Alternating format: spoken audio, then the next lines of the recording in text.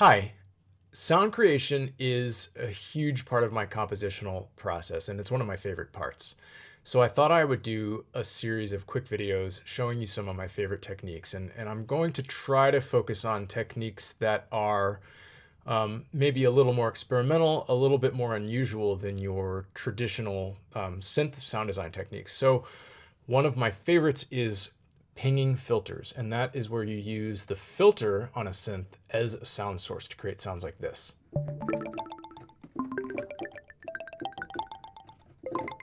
So what I love about it is it's got this delicate tactile sensibility that's almost like a physical modeling, or it's like a synth kind of acting with the characteristics of an acoustic instrument that makes it sound really special. And it's the kind of sound that you might not expect from an analog synth.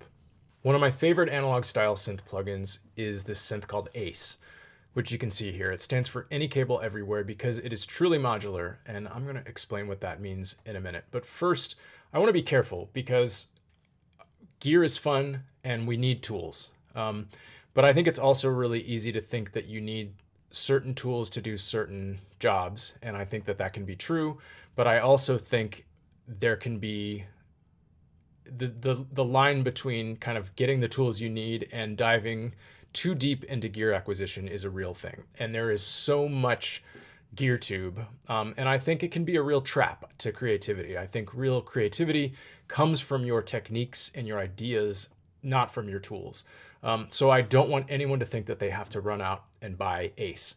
But I'll tell you why I like it. One, it's incredibly deep when you need it to be. Two, it's incredibly simple when you need it to be. It's immediate, it sounds great, and it's inexpensive. So I'm going to show you also what I think makes it unique. And that, like I said, is that it's truly modular. So let's bring up the default patch here. And the default patch, like you'd expect, is a saw wave through a filter. Now, what we want to do, though, is we want to use the filter, remember, as a sound source. And so to do that, we need to just listen to the filter. A filter, for those of you that don't know, is basically an EQ. And an EQ enables you to boost and cut and accentuate and add feedback around certain frequencies. And so that is kind of what we're going to do. I'm jumping in here to say, because I realized I didn't make this super clear, is we need to use a sound source to excite the filter, but we also need a filter that is able to self-oscillate, which means that it is able to use enough resonance to provide feedback around a certain frequency that we get a tone. And that tone that we're going to get is a sine wave. Not every filter on every synth will self-oscillate. Oberheim was famous for not self-oscillating, and some of the old Roland synths also did not self-oscillate. A lot of them did.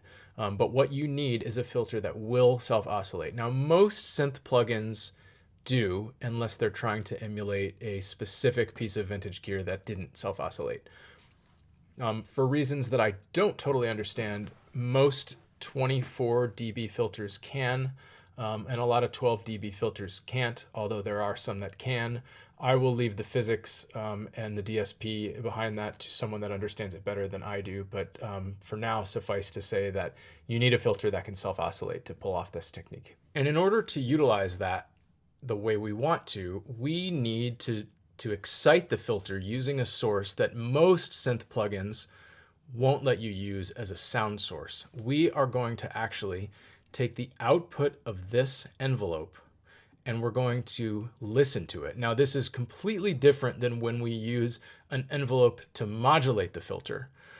We are actually using the envelope as a sound source, which is going to result, let me tweak it first. I'm going to have the sustain turned down. I'm going to give it a short decay and maybe a little bit of a release.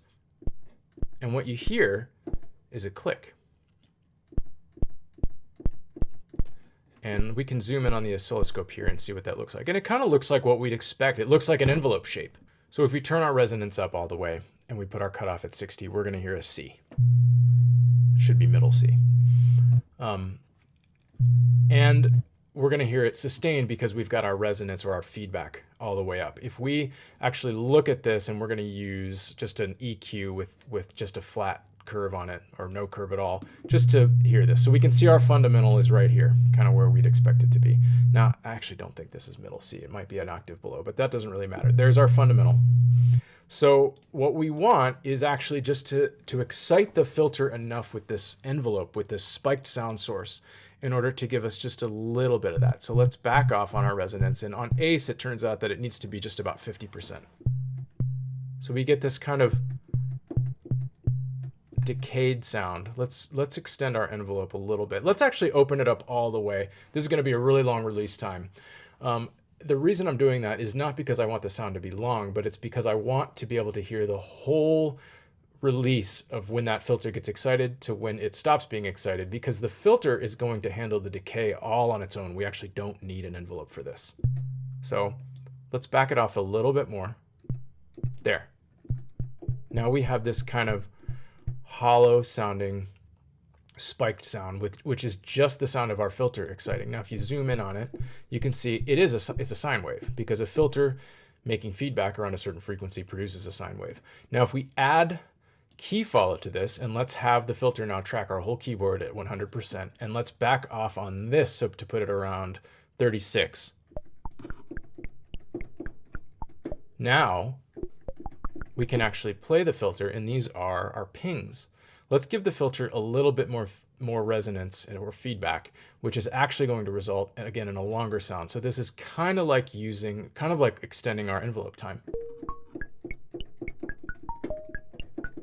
Now this starts to sound really interesting, because it has this really spiked, delicate sounding decay that behaves a lot like an acoustic instrument.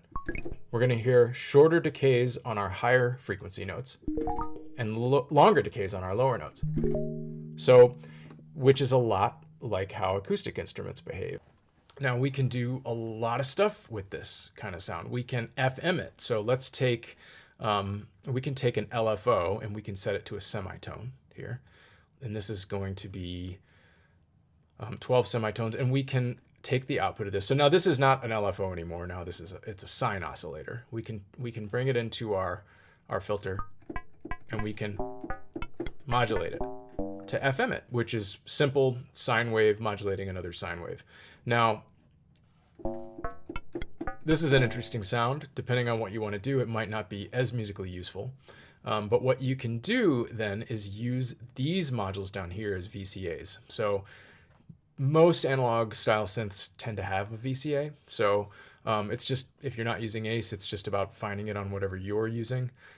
Let's take the output of this sine oscillator that's going to modulate our filter. Let's put it in here, and then let's modulate that with the same envelope that we're using to spike the filter. And then let's bring that in. Let's back this off a little bit so that we're only going to add about a couple semitones of modulation to the sound. And then we're going to get this, which has a little bit more character. It sounds a little bit richer.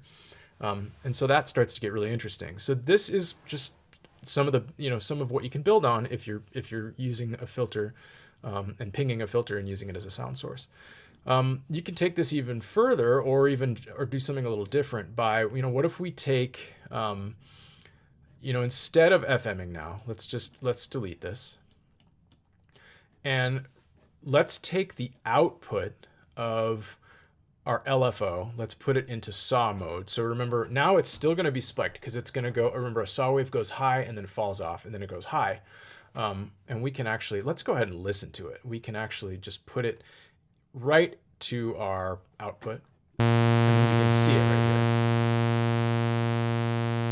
here. Turn it down a little bit, and you can see the saw wave, and you can see every time it goes high, it spikes and then it falls back down. So let's actually put that into our filter. Now this is the same thing as putting a saw oscillator into a filter, right? But we're going to slow it way down, so it's in hertz.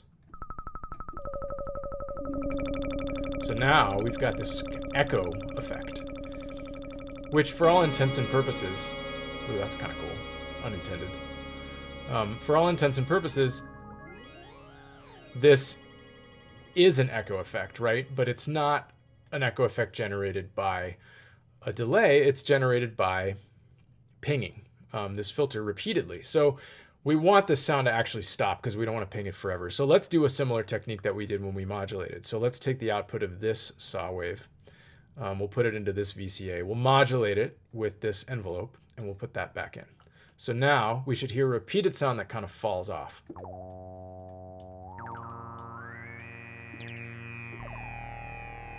Oop, and we forgot to do something here, which is we didn't take this into the right spot. We actually need to go into our filter.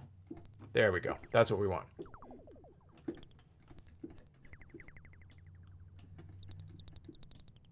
So now,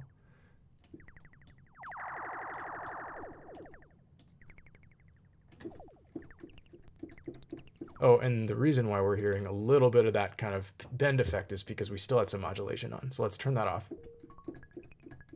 Now we get this kind of ringing sound. Let's turn this up a little bit so you can hear it.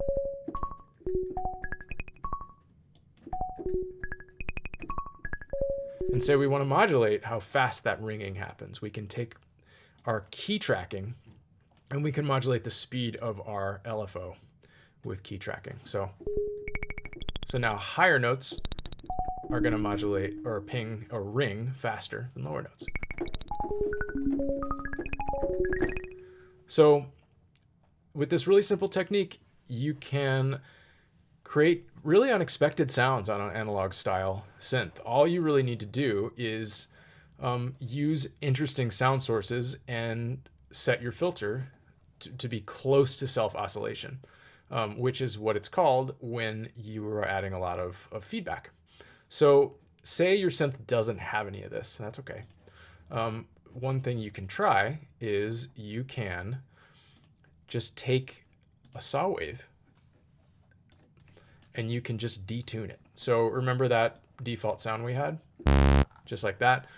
We can actually, so this is just saw going into a filter. We can just detune our saw. So now it's just clicks, right? We can have it be really slow.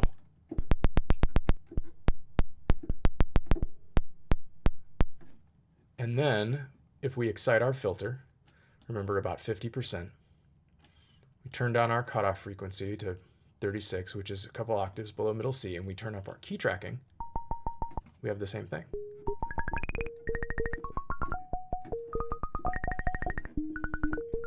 And we have a sound that already is ringing and repeating because the oscillator is only going to let us go so slow. So that's basically all there is to it.